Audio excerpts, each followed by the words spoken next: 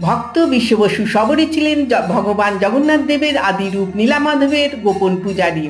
মালব দেশের রাজা ইন্দ্রদ্যুম্ন নীলামাধবের কথা শুনে তাকে দর্শন করতে ব্যাকুল হন এবং পুরোহিত বিদ্যাপতিকে তার সন্ধানে পাঠান। বিদ্যাপতি বিশ্ব বসুর গ্রামে এসে তার কন্যা ললিতাকে বিয়ে করেন।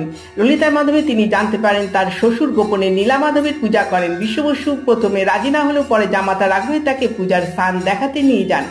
তবে চোখ বেঁধে বুদ্ধিমান বিদ্যাপতি পথে সরিষার দানা ফেলে সেই পথ অনুসরণ করে দেবতার স্থান খুঁজে বের করেন।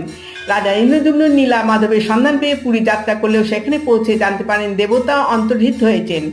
দৈবানী হয় যে রাজা যেন নীলাচলে বিষ্ণুর মন্দির স্থাপন করেন। তিনি মন্দির স্থাপন করেন এবং জগন্নাথ, বলভদ্র ও সুভদ্রাকে পূজা করেন।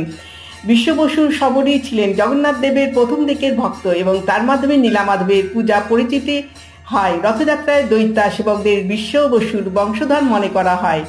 জগন্নাথ দেবের